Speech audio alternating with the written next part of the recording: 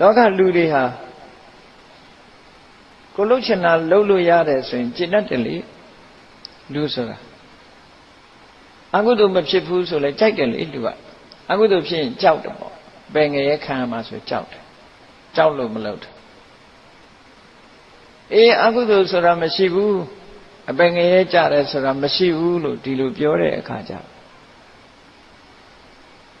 ရဲတာပေါ့လှုပ်ရဲတာပေါ့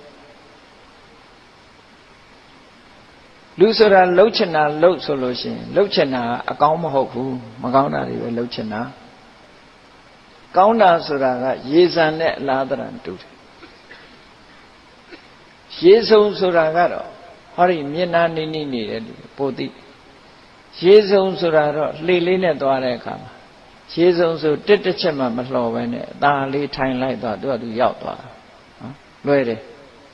ရေစံကြတော့တစ်ချက်မရက်နဲ့ရရင်ထက်မတက်တော့ဆန်တက်နေရသူတို့ရဲ့ဝါဒရေစုံတာနဲ့တူတယ်ပေါ့အဲ့ဒါလို့မြတ်စွာဘုရားနဲ့ခစ်ပြိုင်မှာအဲ့ဒါလို့ဟောတဲ့ပုဂ္ဂိုလ်တွေရှိတယ်အဲ့တော့မြတ်စွာဘုရားကမဟုတ်ဘူးကံဆိုတာရှိတယ်ကံရဲ့အကျိုးတရားဆိုတာရှိတယ်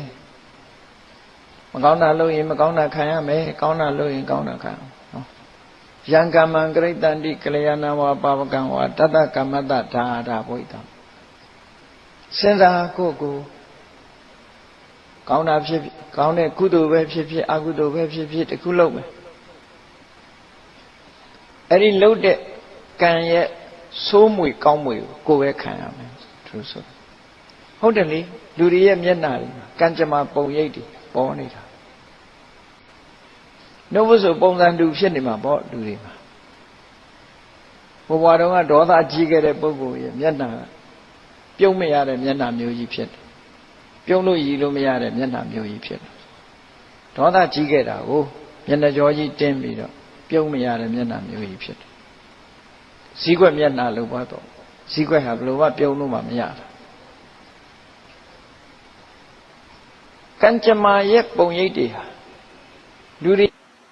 မလားဆိုတာလဲပေါ်လာအသက်ရှိတယ်အသက်တိုတယ်ဆိုတာလဲပေါ်လာပစ္စည်းဥစ္စာချမ်းသာတယ်ဆင်းရဲတယ်မွဲတေတယ်ဆိုတာလဲပေါ်လာတာပဲဒါကံကြမ္မာပုံရိပ်တွေကမ္မံတတ္တိဝိပစ္စတိကံတရားကတရားဝါတွေကိုခွဲဝေတယ်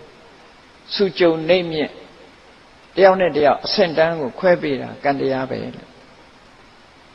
အဲ့ဒီကံတရားကိုလက်ခံတာသိမြင်တာဟာဘုရားဘာသာဖြစ်ဖို့အခြေခံတရားပဲလို့တရားမဟုတ်ဘူးပညာ